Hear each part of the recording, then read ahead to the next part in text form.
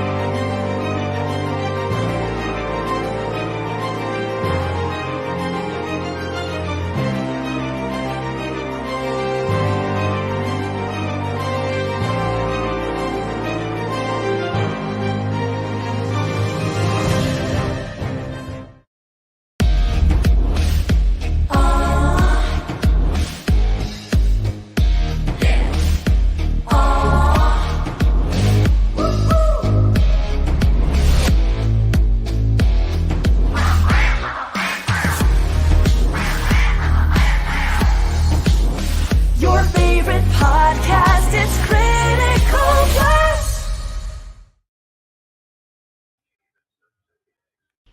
And now for something completely different. And welcome back to another episode of Realities in Publishing Comics with me, Paul Gomez. I hope you had a very Merry Christmas and a great New Year's.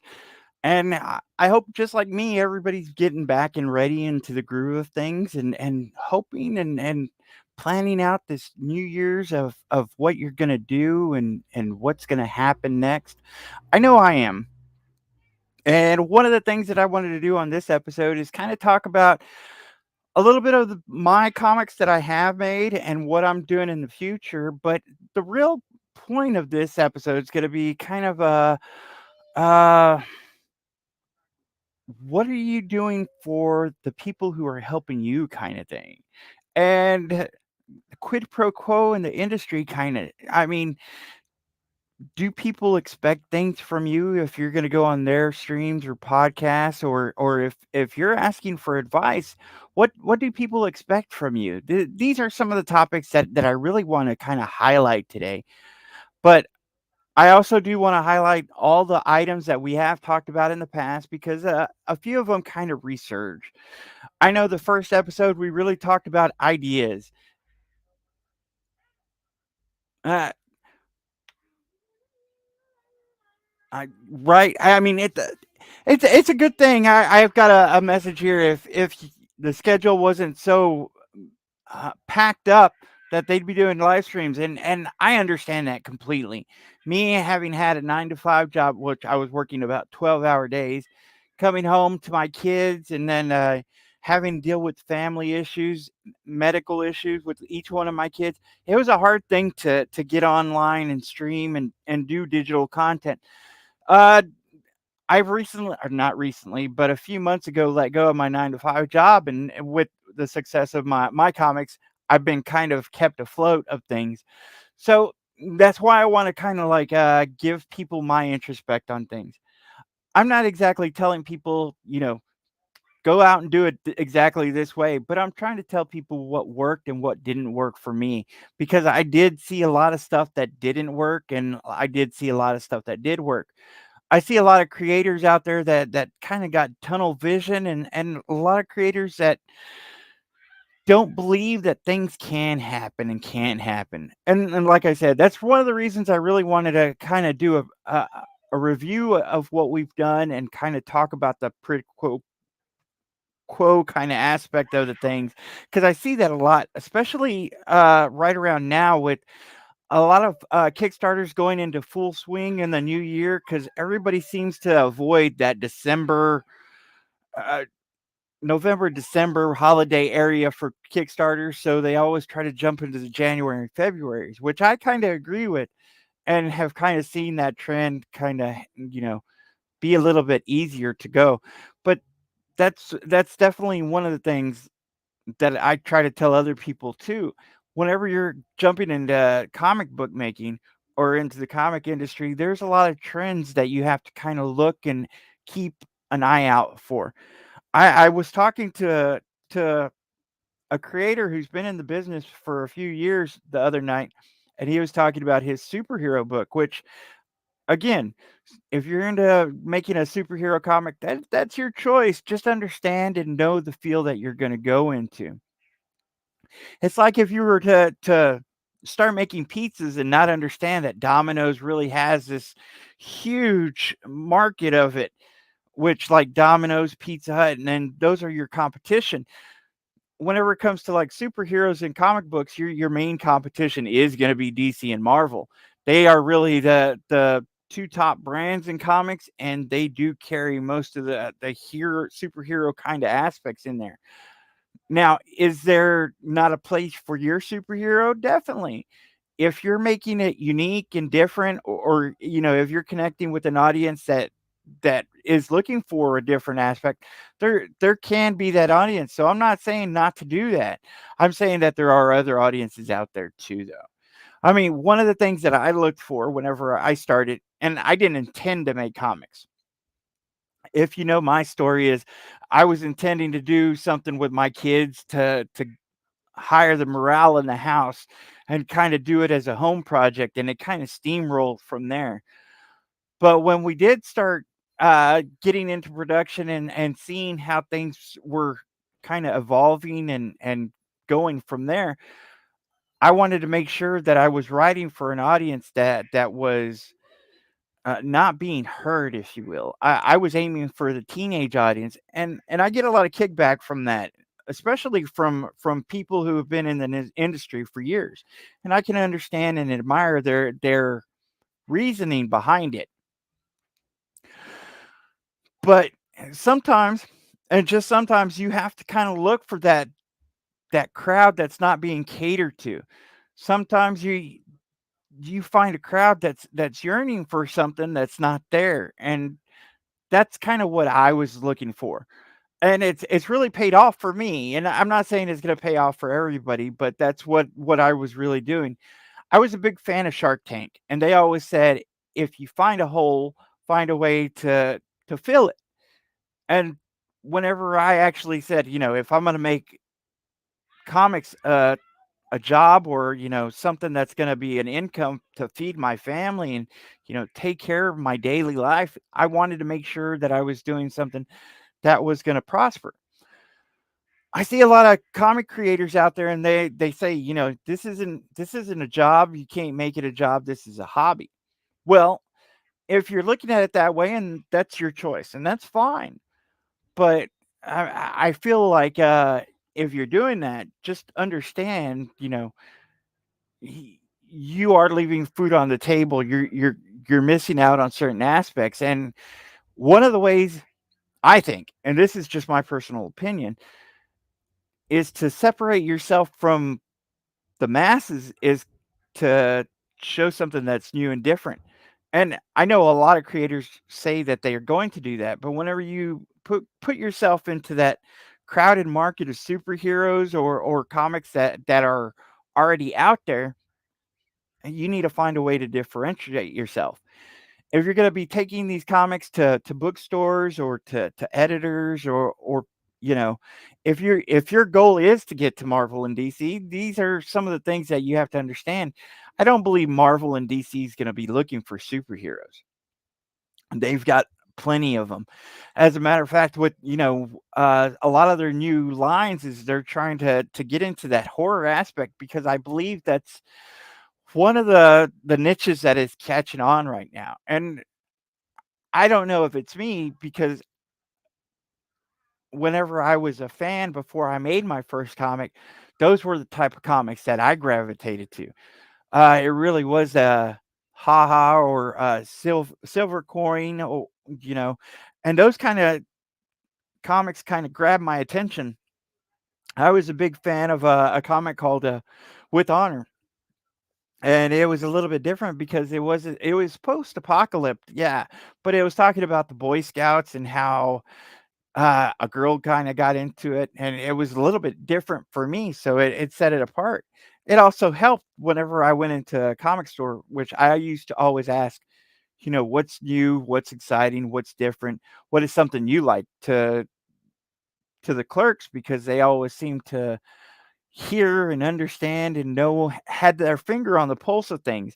I really wasn't into indie comics that much. I mean, I was maybe here and there, but not definitely as much as I am now, or since I've gotten into the indie comic scene. But if you're looking into getting into those major publishers, you have to understand they're going to look at your comic and they're going to say, what is so different about it? And you're going to also have to understand, is it going to be the writing style? Is it going to be the type of stories? Is it going to be that this person has a finger on the pulse of the readers and audience?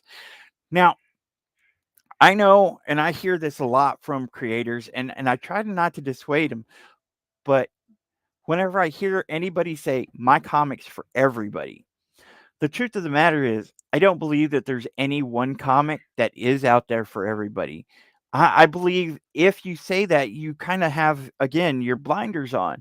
And that's fine that you might think that, and you hope that, and you have that confidence in you, but also have that realization my comic needs to hit a certain market.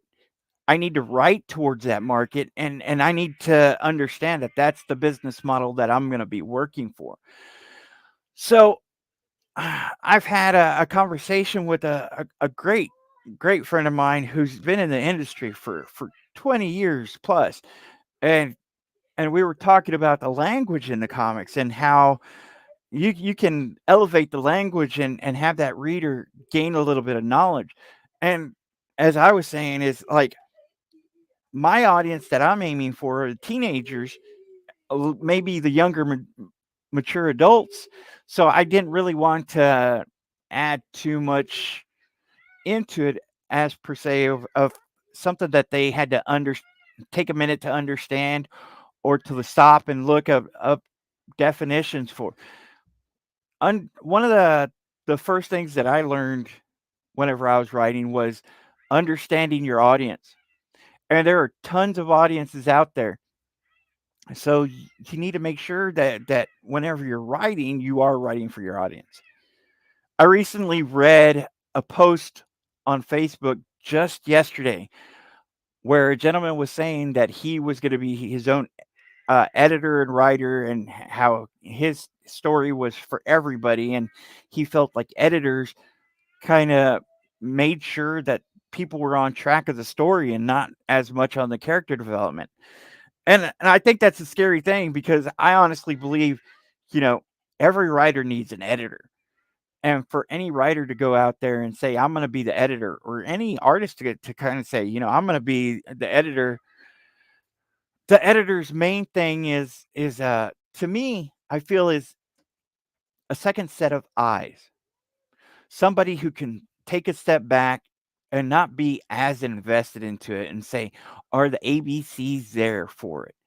Are the fundamentals there for it? Does this art go with it? And again, whenever you're hiring an editor, and we did a show on this, but whenever you're hiring an editor, make sure you know the questions to ask and what you're looking for. Because if you're hiring an editor just to edit a story, it's not exactly that specialized editor that writes or edits a comic book. There are so many different aspects in a comic book than a regular 100-page book or novel, as per se. They have to think about the page turns and the number of panels on there, the number of words per page and per panel. These are some of the things that comic book editors understand and know and learn throughout their years of being in this field. Now, I'm not saying that other editors can't do this. I'm just saying that it's one of those things that isn't picked up right away. You might go to an editor and they're going to be able to spell check it, and they're going to be able to make sure that the story flows fine, but is it going to be able to flow with the panels? Is it going to match the pictures? Because a lot of editors deal with books that don't have pictures, and so that's a real big thing. Another thing that comic book editors do is they kind of match up some of the art to your style of writing, as and vice versa. Writing to the style of art, you wouldn't want to get like an Alex Ross doing something like I don't know, Care Bears or something. You want to make sure that the styles kind of match up. You wouldn't want Frank Miller out there doing something like My Little Pony, would you? These are things that you have to understand. I know that a lot of creators out there are gun ho about things, and I know how I was whenever I first started. To me, it was like I had a story, and that I just thought I was going to write it and be done with it. I was grateful that I was looking for an editor who uh, could push me as much as he did, because the editor that I found showed me that every story wasn't for every artist out there. And again, vice versa, every artist wasn't for every story. So that was definitely one of those hard knocks that I had to look at and understand whenever going into it. Now, um, it's hard to tell people your advice or your knowledge of things. Me personally, I'm 1 year into to the comic book industry, and I don't think I really have much place to tell people. But what I do say, and the reason I made this program or this show, is because I felt like there was a lot of things that hampered me or I didn't understand coming into it. And I wanted to warn other people about those same mistakes so they didn't have to meet them or hit them or deal with them the way I did. Now, I don't think I'm an expert by any means, but I have kept my eyes open, and I have tried a lot of things. It was a lot of trial and error. One of the big things I wanted to talk about, and we covered this in an episode, is talking to LCSs, local comic book stores. I always tell people, if you're going to go into the comic industry, have a four-prong attack, a plan of action, a business model. And I always say, a crowdfunding platform. My crowdfunding platform of choice is Kickstarter, because it's a little bit easier, and for other reasons as well. But a crowdfunding platform's usually that first step. But understand, if you're brand new, you're not going to get 50,000. You might not even get 5,000. So understand the reality of it. I realized whenever I first started that I was going to take a loss and then go from there. And I did. One of the best advices that I got from a marketing campaign manager, he basically told me, make sure that you put that goal a little bit less that can be reached, uh, instead of throwing that pie in the sky number that you're expecting or wanting, because it's on some platforms like Kickstarter, it's, if you don't reach that goal, you don't get anything. But as long as you reach the goal, you get everything that's put into there. And also, there's that little aspect of, if people see that goal's met, they're going to be a little bit more ready to put into it, because they know that other people are behind it, and that product should be coming to them as long as all those promises are made. So I've met with a lot of creators. I met one great creator. He had 4 graphic novels that he had wrote, drew, and he had put on a Kickstarter, and his Kickstarter amount was approximately 8,000 for that first graphic novel. And even though I got to see the graphic novel myself, and I thought it was pretty great, the thing about it was he wasn't used to and understanding how to campaign, and he didn't know that he should have had lower expectations for a first time campaigner. Um, I think that if he would have had a little bit more guidance, that his first one would have kind of opened people's eyes, especially if it had got funded, and then the second and third would have probably brought in more. So it's like one of those things that you should definitely ask and keep an open mind. I know whenever I came in, I'm like, I'm spending X amount of money. Shouldn't I be asking for that amount? Well, not exactly. I mean, I'm brand new, so you got to expect that I'm not going to have a fan base. I'm not going to know people in the industry, and I'm not going to probably get that many people coming to my Kickstarter. So my goal should have been lower, which I reluctantly accepted and thankfully you know, got fulfilled on that first campaign and it was successful. And it did lead to the next few campaigns where I did have higher goals, and again they met those goals. So it was a good thing to kind of take stepping stones up further. I had a lot of people tell me that I should have asked for more and I should have reached higher, but I was happy with it because again, whenever I came into the industry, I felt like I was going to have a loss and needed to expect it. Whenever you start a new business, whenever you start something brand new, that's the norm. And it's hard to tell people that because they expect to put something out there and make millions and millions of dollars or be wildly successful. And that's a harsh reality that a lot of people have to understand. It's not going to be that overnight type of success. Once once you start something, you start to build something, and uh, Rome just wasn't built in a day. Yeah, but like I said, I wanted to review a few things, and there's a lot of aspects that we had covered over this past year. Uh, Whenever I talk about a four prong of a battle plan or business plan, whenever it comes to comics, I try to tell people mine, and this is just mine. I'm not saying that this is what you have to do or what you should do.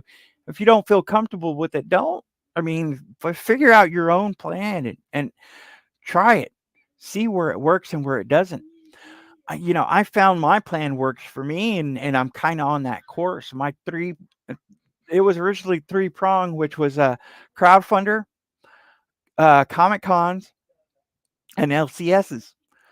And my fourth one, which I've added just maybe in the past few months, was Whatnot, because I think Whatnot is kind of gaining ground, and a lot of people's eyes are getting in there. So if you're in the comic industry, you can't ignore something that's coming up.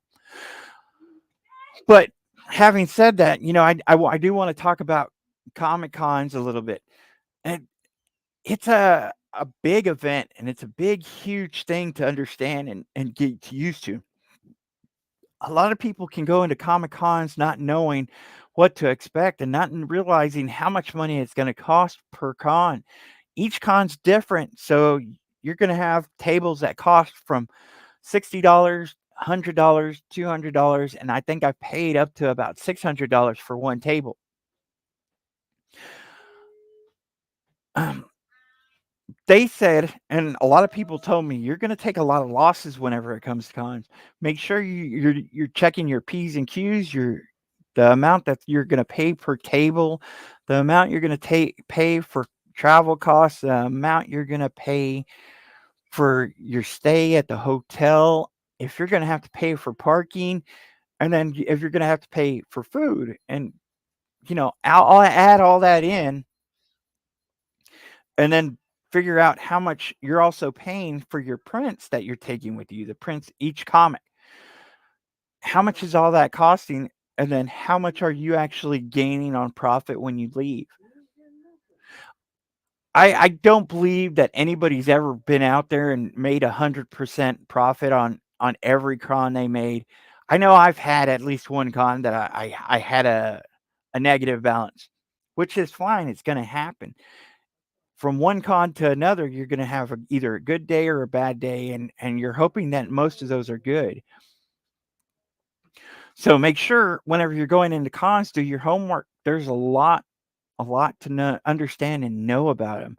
So ask people who have been to that same con the year before, ask people who are running it.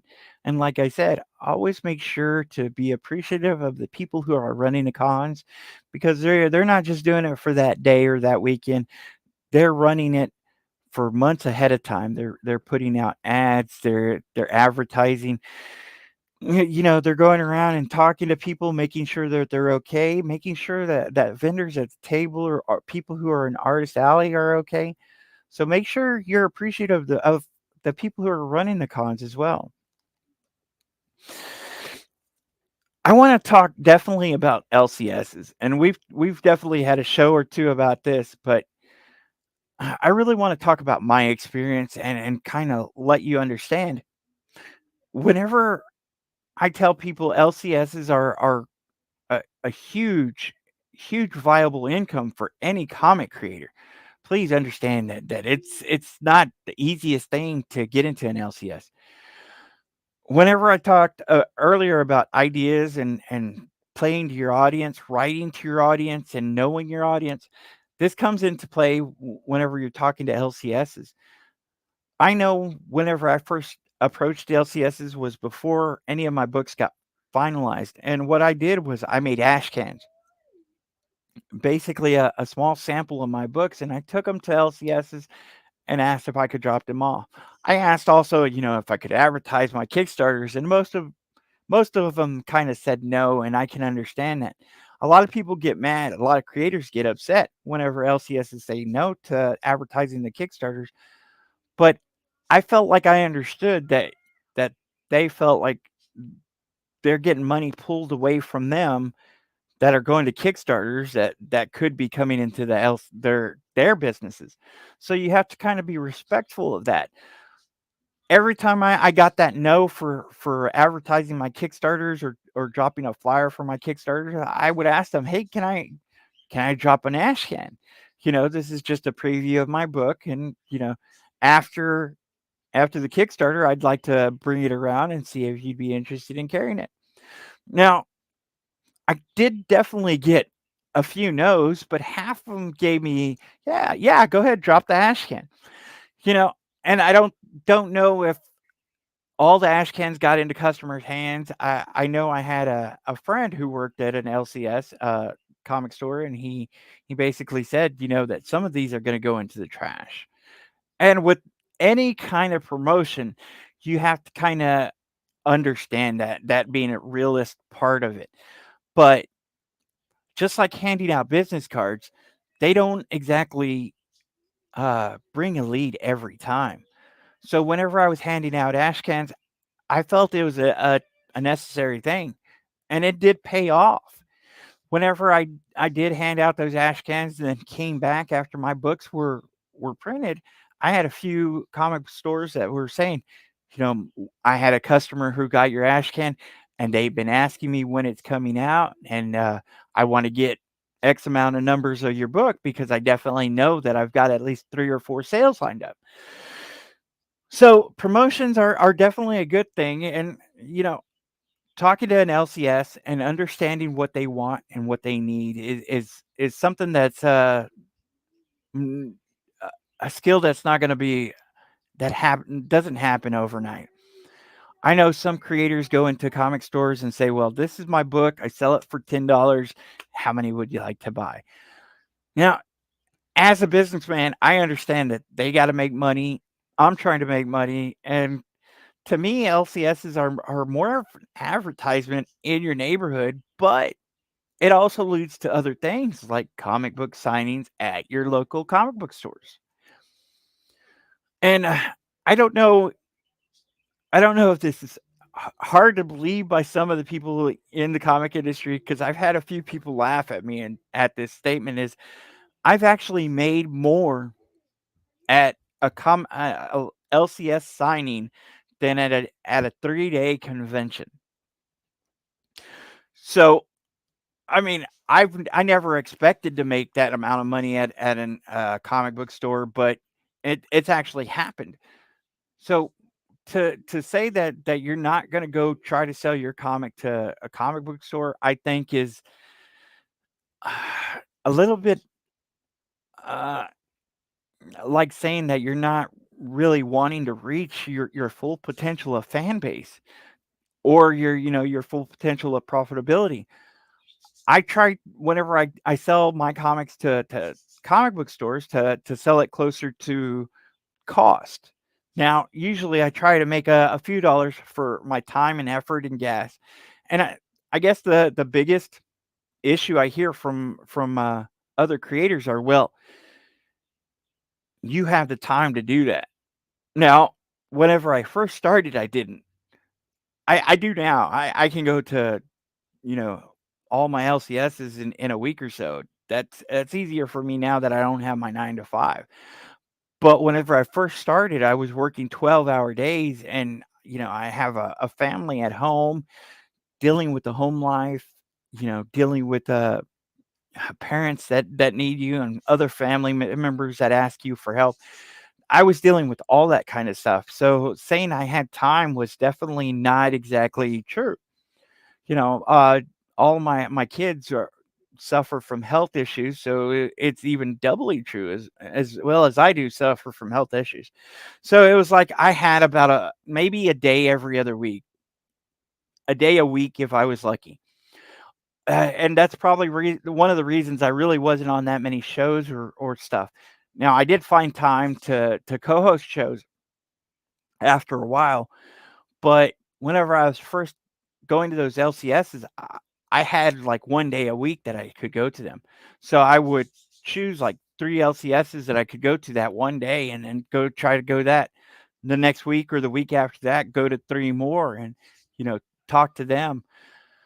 And like I said, I would rely on stuff like promotional items like ash cans or flyers or, some of the clerks that were at the LCSs. Hey, here's one of my books. Could you read it and, let some of your customers know about me? Uh, and of course, you definitely want to make sure that you get the permission of the owners or store managers or whatnot, so you're not stepping on any toes. But I would go into the LCSs as much as I could and see how I could bring my books in there. And I'm not the biggest of salespeople. I don't think I was, before I came into the comic industry, a salesman at all. So going into LCSs was a scary thing. Going and figuring out who was in charge and if they were actually willing to take an independent comic book. These were a lot of the barriers that I had to go through, and it wasn't an overnight thing. I didn't I didn't know how to sell my books. I didn't have my elevator pitches down, and it wasn't one of those things. A lot of the LCSs, about 75% of them was like, well, let me see what the book is, and then I'll let you know about it later. So I would leave the book and I would try to come back a week later and say, "Hey, I'm here to pick up my book. Unless you're interested in buying a few, and if so, then this is what I have to offer." Then, of course, it would go down into pricing, the conversation would, and other stuff like that. But there was a lot of hurdles that I had to jump through. One of the biggest ones was definitely the barcode. Whenever you're going into Kickstarters, you're not really worried about barcodes. When you're going to LCSs, they really want to have a barcode. So this is something that I had to look into. And again, it's not something that I could snap my fingers or could go ask somebody, because I didn't know who knew. I was brand new, so I would have to go do the research online. But eventually, it got to a point where some of the LCSs were like, "Yeah, whenever you have a new book, come on in. I'll buy a few of the new one. I'll take a few extra copies of the old one if they sell out." And that's kind of the way it's been going so far. And I've actually gotten lucky. Uh, I thank the stars that I've had an LCS that actually asked to sponsor me. Now, that hadn't happened just yet. We're still in talks, but I feel that if I hadn't taken those steps, those first few steps, scary steps to go into those comics and drop off those ash cans, drop off those flyers, to make a connection and rapport with them throughout the year, then I wouldn't have had anyone ask if they could sponsor me or help in the production of my new comic or whatnot. These are some of the things that I didn't expect, and I'm not telling you it's gonna happen, but if you don't go out there, if you don't make those calls, you're not gonna ever know. I had a lot of people tell me not to go to the comic book stores, tell me that they don't pick up independents, and I heard it all around the industry.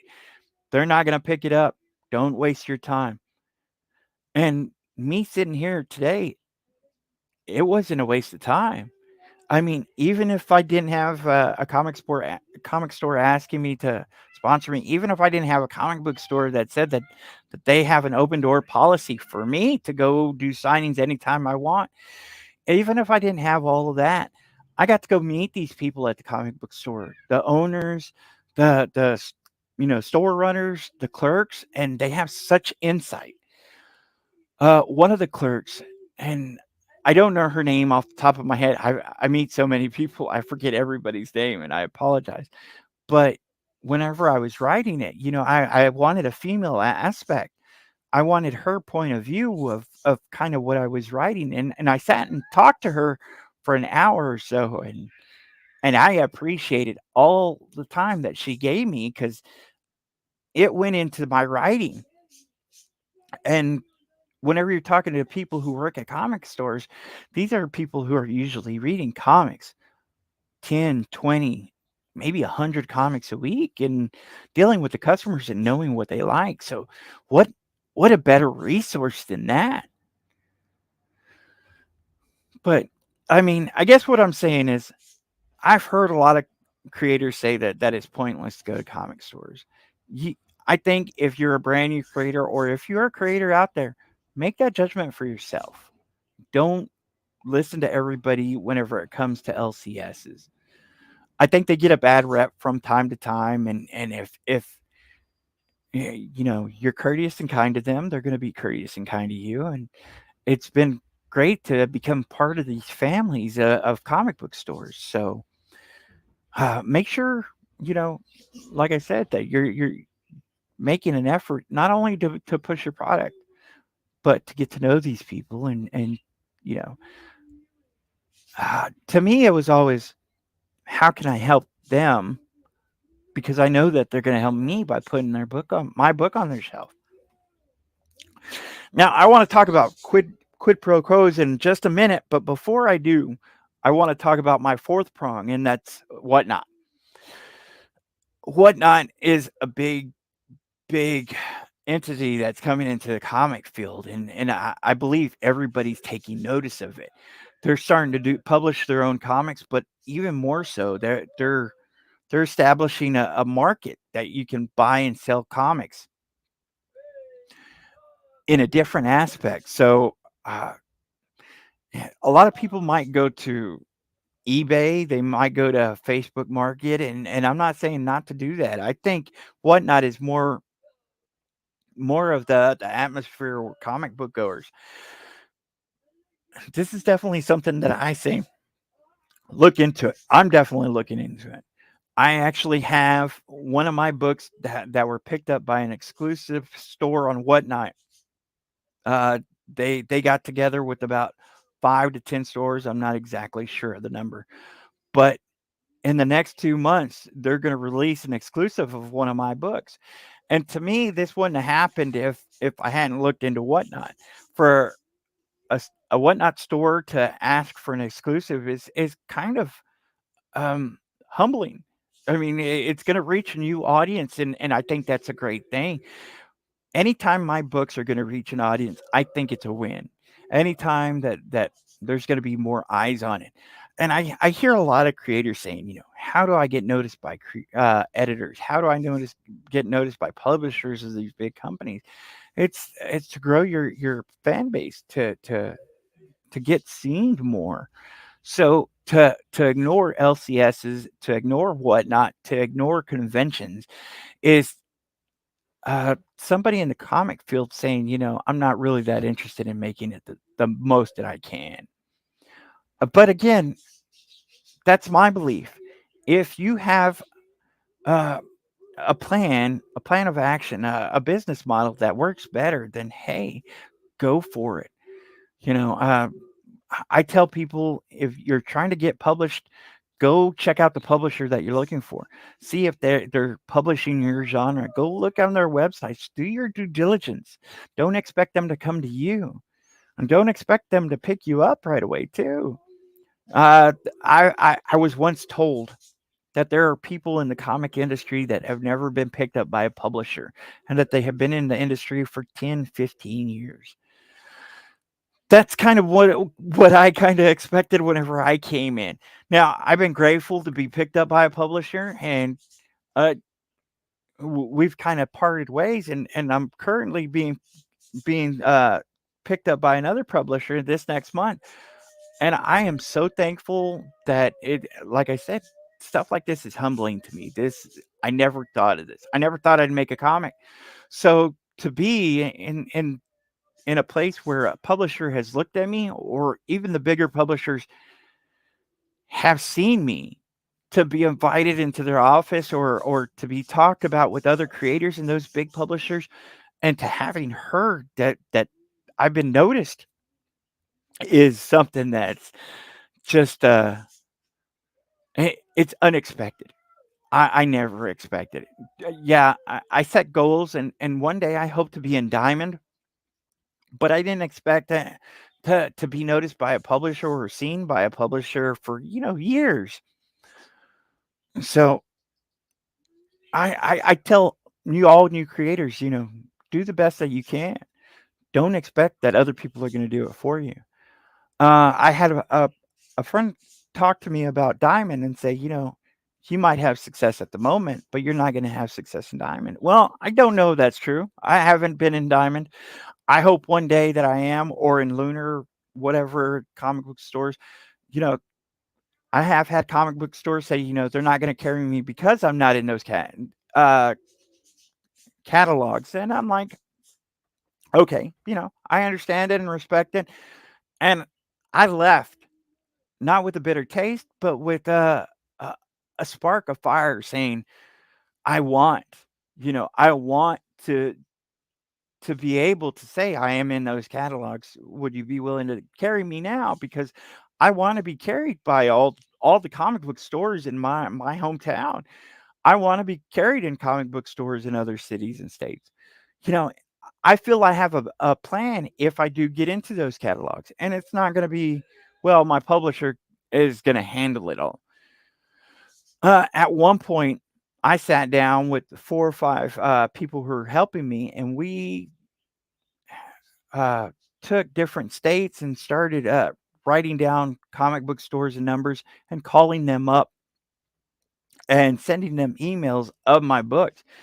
And even though a lot of people told me not to deal with comic book stores, I found that they were very open. A lot of them uh, probably got looked over because of the way it was. But I had a lot of invitations. If I could have gone to them and met them, I felt I would have been carried by them. I got carried by two comic book stores out of my state, which are 6, 7 hours away from me. So to say that nobody's gonna, no LCS is gonna pick you up. Well, I mean, they picked me up. You know, why wouldn't they pick you up? I mean, there's a lot of great writers out there. I know y'all are out there. I've read a lot of great books, independent books, especially lately. There's a lot of people that have a little bit better know than I do. So to say that they're not going to pick up your books is to say that they're not going to pick up mine, and a lot of them have. So you can't say that no more. Keep an open mind. Do your best. Do your due diligence. Put your boots on the ground. If you want to make this happen, don't stop. I want to talk. Like I said, this episode really was to do a little bit of a review, but I want to talk about a subject that's been coming up a lot lately, and that's kind of quid pro quos. Before I bring in Pops, I really want to tell you the reason why that I wanted to bring it up. A lot of Kickstarters are starting again in January, and they're going on shows, and the question's been popping up on my feeds and Facebook, on Twitter, on, should you expect to pay to be on someone's stream? Should you expect somebody to give you something if you're going to do something for them to promote them? And there's a lot of different views out there. So that's one of the things I definitely wanted to bring up on today's conversation. Let's bring in Pops so we can talk about this. Pops, how's it going? 2023 starting off with a bang, brother. Man, I'm telling you. One of the things is, okay, first off, for promotion, for show running, for all that, I can only speak for me. Okay, that's first. I've been doing this for a few years now, and there's some campaigns I've done really good for, and some that, who knows, right? I don't go tracking the data and all that crap like some other people do and try to blow smoke up your ass. I can't guarantee anything. I cannot guarantee that one single person is going to reach in their wallet and buy your book. Right. I can't guarantee that. So I can't charge you to be on my show because I'm not the guy trying to dip into your funds that you need to print the book and ship the book. Okay, so I'm the last guy that's going to be trying to get a cut of your Kickstarter funds. Okay, you know that from dealing with me for this long. Showrunners, okay, I've been, I catch hell about, oh, you probably don't even pay for your own StreamYard. And it's like, people, you see this? We have sponsors. Yeah. We have sponsors that help keep the show going. I don't have to charge Paul anything. As a matter of fact, there's some people that used to pay $50 to StreamYard that don't have to pay $50 anymore to do their shows. They come to our network. Now they're kicking me a $5 a month instead of paying StreamYard $50. Right? I'm trying to help people. I'm trying to bring your bills down. I'm not trying to tap into your cash. Okay? I've been accused of everything from bullying people into sending me free stuff, and I ain't never asked anybody for anything. Never asked me. I'd be 100% honest with somebody. They'll say, Pops, I want to send you a PDF of my book. Yeah. And I'll be 100% honest with them and say, well, first, because they'll want my feedback. Yeah. They'll want my feedback on their book. And first thing I'll do is I don't review books. Paul, you know that. I tell you that too. I don't do that. I'm a promoter. That's counterproductive to the other. That's the other side. Right. That's somebody else's job. Okay. I promote people. Like one of our sponsors, RJ, Critical Blast. Okay. I promote what people are doing. I try to get eyes on what they're doing, and I love doing it. And okay. Thank you, Pop. Now, I really wanted to talk about my 3 different views on this, because I don't have just one view on it. Now, I believe that there are promoters out there that do it for free, and man, as a creator, I am grateful. I like to send new creators to the promoters who do happen to do promotions for free.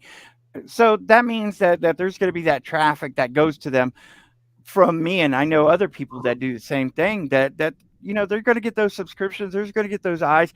There's a lot of shows out there that I don't see, didn't happen to see until I was on them. And then I started watching them kind of religiously or here and there. There's so many shows out there that, if I was to watch them, I probably wouldn't have time for anything. That's one of the reasons I tried to build a network and bring everything as much as I can to one place. So you don't got to go look all over to find everything, right? Right. But I mean, like I said, that there's several different outlooks. I do believe that there's promotions that are free, and I'm grateful. One of the things though is I don't want to knock the people that are out there trying to make money. Right.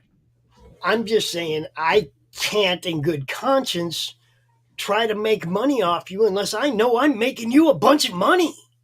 You see And what I'm saying? It's like I can't say, yo, man, I'm gonna get some of that money. I don't look at it like that. Okay, I love that point of view. I I love did that this point for of view, and months, paying for that StreamYard, paying that phone bill out of pocket, just kept doing it, kept doing it, kept doing it. And then one day, middle of last year, I was like, I can't do it no more. And I I love. asked for help, and I got sponsors that came and helped us keep the show going. And we just picked up a new one right there below me, London Gothic. We just picked up a new sponsor because people want to see the network continue to grow because it promotes what they're doing. Yeah.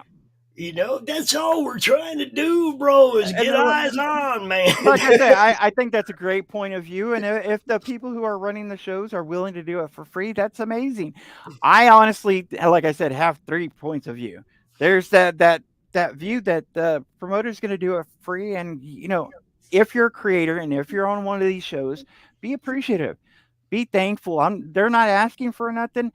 At the very least, go subscribe and go let other people know about them. This is what you should definitely do for the people who are doing this for free. I can say I get a lot of great feedback. I'm not gonna lie, people send me stuff all the time. Paul, you send me stuff. Yeah, Okay. I mean, because I appreciate everything you've done And for me. and it's Definitely. like I wish I could translate all that into money instead, but I'm not gonna complain because somebody sent me their hard work. Right? Right? I'm totally happy with I'm fine with that, and I don't even ask for it. I'm so appreciative, man, and everybody that comes out on the show, I always get a message afterwards. Hey, Pops, thanks for having me out. Can't wait till next time. Yeah. And now I want to talk about a second view that I've seen especially come out a lot lately, and that's the promoters who do both. They promote people for free, but they also have like a paid promotion kind of tier. So I personally think that this is one of the best things to do because as a creator, advertising isn't free. So why not pay them $1 or two? That's my point of view, though. You Well, know, if they offer that free tier and then the hey, pay us $1 or two, we and work a you'll little get harder. I get that. yeah, they'll Okay. give you a live stream or they'll put you Anybody on who a specific time. These that's people are taking their time and effort into doing this. So don't look down on them because they're trying to make well, $1 this out this of is the taking their same. time.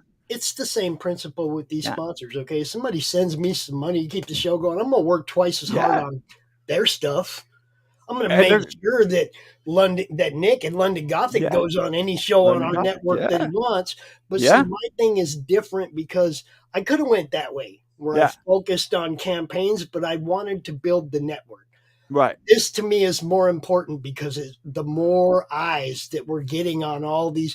Yeah. Look, I know everybody looks at my YouTube channel. Like, nobody's looking at you, Pops. They're not looking at the Twitter, the Facebook, the Twitch, the combination of all the different channels that we're going to, and it's like, nah, we can see our growth. We ain't worried about it. This And is the whole thing. It's about eyes on. yeah. And like I said, being a creator, you got to understand you have to put some money into advertisement. So to say that you can't pay a promoter a 5, 10, a $20 bill to be on their promotion at the time that you're asking for, to get into their audience, it's not something that should be unheard of or looked down upon. I don't think. There's that other aspect that a lot of people have that say, well, you're not going to come on to my show unless you're paying, or we're not going to get you on to shows unless you pay. That's your choice. That's the people who are running. That's their show. I don't believe in it as much because I believe that you should definitely help people in the comic book industry. I feel are like a family. I've reached out to a lot of people who are running campaigns and said, hey, how can I help you? Can I help you by putting my book on your digital tier? Can I help you by giving you a few copies of my book so you could combine it with, how can I help you? Because again, I believe the comic book industry is a family. I hardly ever ever ask for anything in return. I can't remember the last time I have, as a matter of fact. But again, You it's their you choice. sent me so much cool stuff. I was like, and then you came to me when I first said I wanted to expand this and offer people a chance to do shows on the network. You were the first one of the first people. Pops, I got an idea, and I was Right? like, Paul, you sent me so much cool stuff for my promoting you. I'm gonna promote you some more and let you promote yourself and use our platform to do it. Right. Period. Yeah. You know And now. like I Now said, this is a you family. also, during a moment when we were a little bit shaky at the end of the year, sent a little extra so we could keep the shit going. This is what it's about. Yeah. Everybody's working together to keep it going. Now You I've had a know, few people on my show, and they came and asked, do you charge? How is it going to be? I would never charge. I can't. But I mean, like I said, I understand there are some people who are just promoting, and that I get my income off my comics, so I'm okay with that. But if you're just promoting and you're going to charge $1 or two, I can understand that too. If You, I was charging for anything, it would be like, okay, guys, $5 a month and you can run a show on my network. $5 a month, you can run a show on my network. That's the extent. It's not like I'm right? trying to make any money off anybody. It's like I'm trying to help you guys get seen. Yeah. It's Yeah, I mean, it really is. There's some places it's more like a family than most, and that's how it is with you, pops. Like I've told everybody, whenever I got into trouble, whenever there were problems that I had, you were one of the first people that I came to, and you always had my back. So I know I'm always going to be there for you, and you know, what it's it's one of all those about, things. man. You know, Look, it's I'm from it's that era where when we were teenagers, if one of us got kicked out the house or ran away from home, one of us we backed each other up. Come on over to my house, man, and my mom be cool, feed you, and you get this couch right here till your mom comes back to her senses or whatever. It didn't even matter what the situation was. Nobody was ever left out. We right, all looked exactly, out for each other. That's the exactly. kind of guy I am. Yeah. But and like I say, whenever it comes to promoters, some people are out there just promoting. They don't have the comics that like I do to make $1 off it, Right. or they don't have the family like you do, pops. So many people in the industry, and we have such a great group here. Some of these people don't have that. So if they're charging $1 to keep their stuff going, I don't see why that's a problem. That's their choice. Mhm. If it's their audience, it's their build, and that's their choice. Now, It, you know, on the other flip side of all of that, if I catch you taking advantage of my newbie friends, yeah, that's different. yeah, That's and different. Okay. Um, I don't ever expect anything from anyone else. If somebody comes onto my show, I'm not going to be like, "Hey, you owe me because you came on my show." I don't feel that way. Now that's not what I mean. I mean, no, like trying to get a slice of my newbie friend's campaign when you know he ain't right, gonna make a bunch of money, and you right, trying to get a whole bunch of money, and you're gonna leave him stuck so he can't even print his own book. and Leave and my that goes newbie friends alone. that That's goes to that quid pro quo. It's like a lot of people expect something to get something, and mm, it's not always about that. mm-mm. If you're a new creator out there, you want to come on my show, just give me a message, talk to Pops or something. You're more than welcome to. There are a lot of shows out there that kind of expect something back, and that's their choice. It is their show. I don't exactly believe in that method, but that's the way it is sometimes. You know what the coolest? Understand, I'm gonna tell you, Paul. The coolest thing for me going on the last couple weeks is booking people to other people's shows right? instead of my own. Yeah, Okay, setting up, dude, man, networking, and like last night, Margie and Holden on the horror club show. Come right. on, guys. Laurie brought her into the network.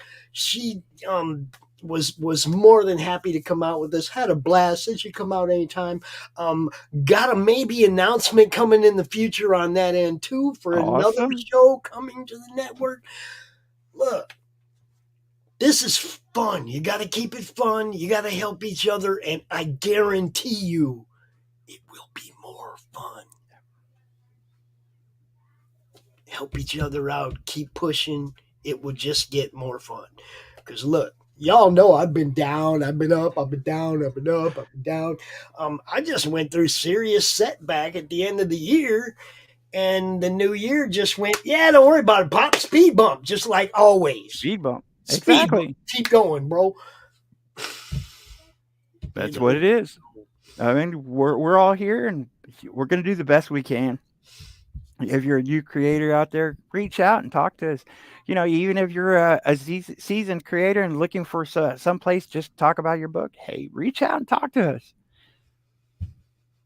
Why not? I've got a great guest that I'm going to be bringing on my show next week. He's a promoter himself, so he's definitely going to be talking about this category, and I'm looking forward to talking to him. We got a special one that you're going to have to tune into here coming soon.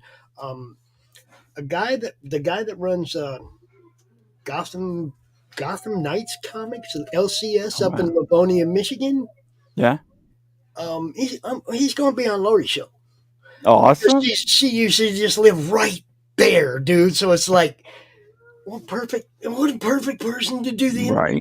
That's what I mean. It's like I'm loving having the multitude of shows to match people with. Chuck Dixon on Laurie's show yesterday. Yeah. Freaking amazing, right? It's like I was amazed with you. You brought in Ben Dunn right away. I was like, damn, see, Paul's got this. He understands what's going on. I'm not going to bullshit anybody. We get exposure by having these bigger people on our shows, and it helps us build. But by helping us build, it helps expose you noobs that are also out on the network to more of an audience. We know what we're trying to do. We're trying to network with bigger networks than ours, with bigger people than us, to make our shows, our audiences, our network bigger for you guys, for all of you guys. Hey, if I keep my StreamYard and my phone bill paid every month, I'm happy. Right. I'd like to have some extra, but that's good for me. If I can keep my phone bill and StreamYard paid every month, the show goes on. End of story, right? Yeah. So, we're working toward that. We're working toward all those things and the Roku network, because that's where it really all falls into place for everybody. That's when all your content just gets put on a Netflix type format and people can just go watch all of it whenever, and ad revenue becomes, that little check that you get every month, right? Right. Come on, man. It ain't me. I got a advisory board guiding me through this journey. Trust me. It ain't just like, Papa's crazy ideas. No, I got to go, hey, yo, what do y'all think about this? And they go, Pops, you're a dumbass. Or mold it into something that we implement later. Right. That's what's going on. Dude, I'm trying to build something real here. And it's working. Yeah. Yeah, one step at a time. I couldn't have got where I was if it wasn't one step at a time. And I'm completely happy with everybody running shows on my network. Let's rock this thing, man. 2023, it started out good. Let's just rock this thing. Everybody good with that? I'm good with that. Yeah. What else you got, Paul? That's all I got. I was going to talk a little bit about my books, but I don't want to really promote myself now. But what's next? Well, I do have, a big announcement coming up the 15th that my books are landing at a certain spot. That's going to be a big announcement on the 15th of this month. Other than that, I have a new campaign that's going to be rolling around on the 17th of February. That's Prelude to Aurora. On the 18th of February, I've got a big, huge exclusive that's going to be hitting Whatnot that I talked about earlier. That they go back to the 17th for a minute, because you're going to do a very unique launch party. I am. So we have got an LCS, a comic book store here. And again, this is one of the things that, you have to get into, make those connections, because I'm going to do the launch party live from an LCS here in my hometown. We're going to be streaming on the Madness. We're going to have a few guests. We're going to talk to not only the customers there, but the people who work there. And we're going to talk to I don't know, maybe a few people from the Madness as well. So we're going to be launching Prelude to Aurora, which is my next book, and hopefully we'll have the team there to take questions. If I was you, I'd print up a few 8-page ash cans from the first 8 pages, just so you got something to give out to the people that are actually live at the store. Yeah, it is a pretty penny to print out ash cans, but I was thinking about doing something. I was thinking about doing giveaways every like 15 minutes with some of my older books, but I definitely want to, do some. You know what I'm saying, though, that ash, man, Yeah, I look in my ash I can love collection now, and it's like, I got some pretty good ones from back in the day, yo. You ash know what I cans are mean? great. It's like, Whenever I first did my ash can, a lot of people were telling me not to do it because, who does ash cans nowadays? dude, But I love man, my they ash helped me. can collection, They man. helped me get into so many comic book stores because I put out ash cans. So I was again, it was Got like the one of whole those things. wedding one. I got a whole bunch of ash cans, man. Red Saw, all kinds of stuff. Lady Rawhide ash cans, dude. Yeah, bunch of old classic ones. Love that stuff. No, I mean, I might give out ash cans. I know I'm going to give out some mini prints of the new book. I might give out Yeah, that's stickers what of I the new mean. book. Something to promote the new book. Yeah, Something to give them that would be exclusive. That only the people that were in the Oh store this yeah, day yeah. got. We're gonna give at least a mini print that has the store name on it. Has the Madness symbol on it, and then The it's gonna be launch a date. picture. The Yeah. launch date. So it's So we're gonna do exclusive it to up that day. big. And like I said, hopefully I'm gonna have one or two guests in the store with me that'll be on the show. But we're definitely gonna try to get the creative team on the stream and hopefully a few other guests. We got you. You know it. Yeah. All right, brother. Dude, good. We still got more tonight. We got Still Token. We got Wednesday Wham. Also, at the same time, Roland Silverline guys are going to be out at 8 o'clock on the Madness Comic Network. But guess what? Marmalade is going to be interviewing Roland at the same time on the Madness Comic Network. So Roland's going to be up against his own people. We're going to see if Marmalade and Roland can beat the Silverline crew, or if the Silverline crew can beat Roland and Marmalade. But I'm going to be watching Marmalade. I'll catch the other guys. I hear that. But yeah, and then the Baron Earl show tonight, 10 o'clock. Look, Tuesdays and Wednesdays are great days on this network, but a few of the other days are about to get better. Friday's about to get better. Friday's almost going to be an all-day game stream. That's awesome. You're going to have the Laughing Rogue in the morning. You got the Fellowship of the D20 in the afternoon. The replay of their last week's show going into their next play on Sunday. So you can watch on Friday and then watch them play live on Sunday if you missed last week. And then new one we got coming here in the future. They might be doing a little Fallout tabletop live. Awesome. We're playing Fallout on the tabletop game. That's yeah. And we've been negotiating that one while I was in the backstage of this show. There's a lot going on. I'm juggling a lot of stuff, but man, it's a new year. Feel alive, bro. I feel alive. That's all.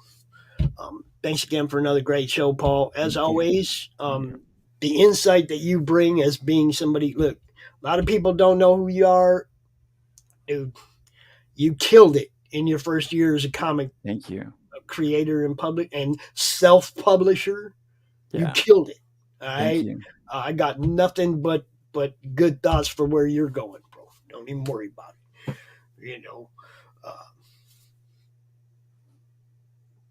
Yeah, man. I'm gonna play some commercials because I can. We played all the sponsor ads at the beginning, so we're gonna show you some other. Did you see Hojo's new? I don't think I have. Oh, dude, you gotta watch this. Hold on, this is great.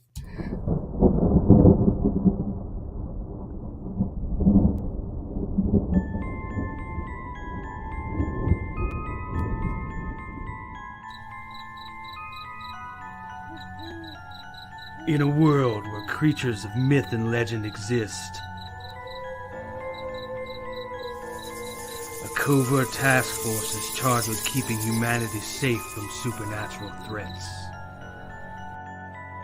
And when young Nancy Moon stumbles into the eternal battle between good and evil, she finds...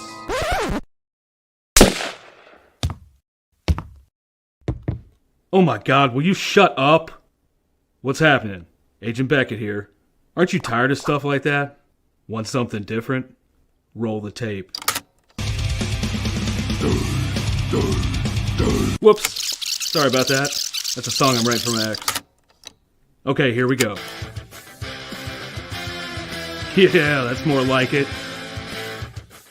Alrighty. Welcome to the world of the mythicals. We have it all. Monsters. Magic. Government agents. He's the strong silent type. This guy. Ugh, gross, dude. Get some kind of cream or something. Lots of 90s style action. Pew pew pew. And that strong female lead alluded to earlier. Not to mention a dashing field commander with a great sense of fashion. Look at those glasses. South River Studios presents The Mythicals, Issue 1. Buy it, if you dare. Ugh, will you can it already? How'd you get free? Now beat it before I lose my cool. So what are you waiting for? Sign up today. Like right now. Sign up today on Indiegogo.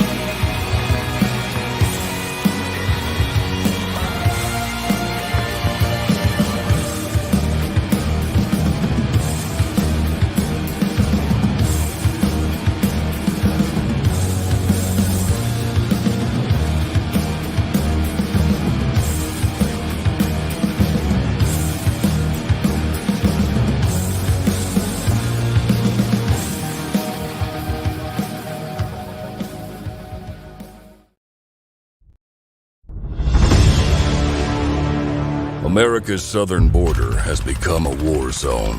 Human traffickers, drug smugglers, and terrorists flow across the Rio Grande with impunity, secure in the knowledge that no one will stop them.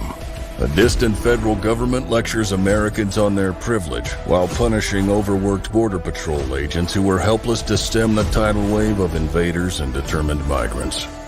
Second-generation Cuban-American Marcos Zamora is a military vet, more patriotic than most Americans. No longer able to ignore the chaos at his doorstep, he acts. Joined by his best friend Gus, they hit the border every night, saving lives while stopping violent drug cartels and other opportunists. The government reacts with fury at Marcos' attempts to preserve American sovereignty, deploying the full might of their enforcement agencies. But Marcos understands that the only thing the rich and powerful fear is bad publicity, and he records every encounter. Whoever he is, this private American must be stopped. Illustrated by Richard Bonk and written by Eisner winner Mike Barron, Private American is his version of Captain America, and maybe a little Punisher, taking part in this ongoing, violent, and very real battle of good versus evil in the war for American sovereignty. Grab your copy at theprivateamerican.com.